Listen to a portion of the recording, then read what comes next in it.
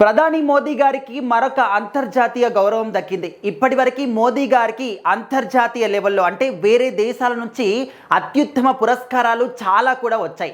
అందులో ఇప్పుడు Sweden country నుంచి వాళ్ళ యొక్క కంట్రీలో అత్యుత్తమంగా భావించేటటువంటి ఒక పురస్కారాన్ని ప్రధాని మోదీ గారికి అప్పజెప్పారు.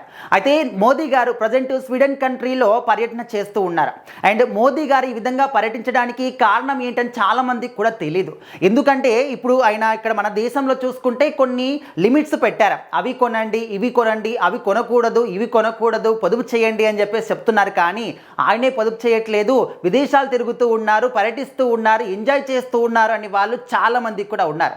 సో వాళ్ళందరికీ కూడా ఒకే ఒక్క సమాధానం ఏంటంటే ప్రధాని నరేంద్ర మోదీ గారు ఆయన ఇతర దేశాలకు వెళ్ళడానికి ఏదో ఎంజాయ్ చేయడానికి కానీ వెకేషన్స్ కానీ కాదు, ఆ దేశాలతోని మన దేశానికి మంచి స్నేహబంధాన్ని ఏర్పరచుకోవడానికి, ఆ దేశాల్లో ఏవైతే టాప్ మోస్ట్ కంపెనీస్ ఉంటాయో వాటి నుంచి మన దేశానికి తీసుకురావడానికి అండ్ మిత్రపక్షాలు ఏర్పరచుకుంటే రేపొద్దున ఏవైనా యుద్ధ పరిణామాలు వచ్చినా కూడా మన దేశానికి వాళ్ళ దేశానికి ఎలాంటి హాని ఉండకుండా చూసుకోవడానికి ఆయన ప్రధానమైనటువంటి కీలకమైన పాత్ర పోషిస్తూ ఉన్నారు. అయితే ఇలాంటి విషయాల్లోనే అంటే ప్రధాని నరేంద్ర మోదీ గారు అన్ని దేశాలతోని కూడా సత్సంబంధాలు క్రియేట్ చేసుకుంటూ ఆయన యొక్క అంటే ఆయన లోపల ఉన్నటువంటి భావం ఏంటి, భారతదేశానికి ఇతర దేశాలకి ఎలాంటి కనెక్షన్స్ ఆయన క్రియేట్ చేస్తున్నారు. సో ఇలాంటి వాటి పట్లనే స్వీడన్ కంట్రీ వాళ్ళ కంట్రీలో అత్యుత్తమంగా భావించేటటువంటి ఒక అవార్డుని మన ప్రధాని నరేంద్ర మోదీ గారికి అప్పజెప్పారు. సో మరి నరేంద్ర మోదీ గారు ఇదే విధంగా ముందుకెళ్ళి ప్రపంచంలో అన్ని దేశాల నుంచి కూడా మన భారతదేశానికి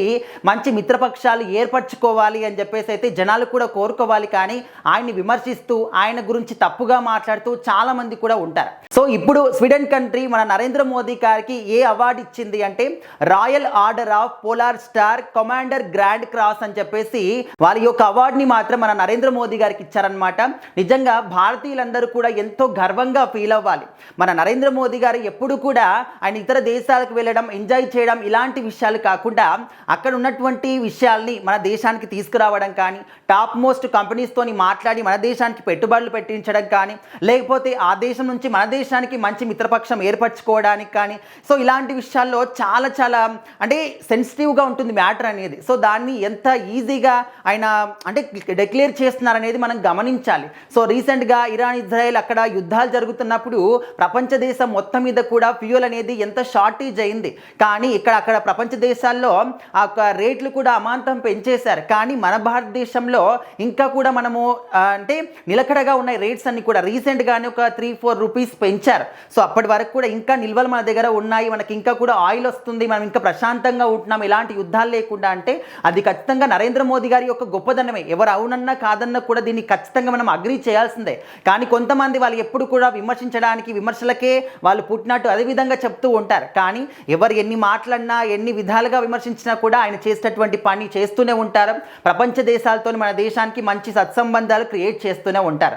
సో ఇప్పుడు మాత్రం స్వీడన్ కంట్రీ నుంచి అత్యుత్తమ అంటే అంతర్జాతీయ గౌరవం దక్కింది మరొకసారి నరేంద్ర మోదీ గారికి అని చెప్పేసి మనందరం కూడా గర్వంగా చెప్పుకోవాలి. ఇప్పటి వరకు అంతర్జాతీయ లెవెల్లో మోదీ గారికి 31 అవార్డులు మాత్రం రావడం జరిగింది. నిజంగా ఇది చాలా చాలా గొప్ప విషయం.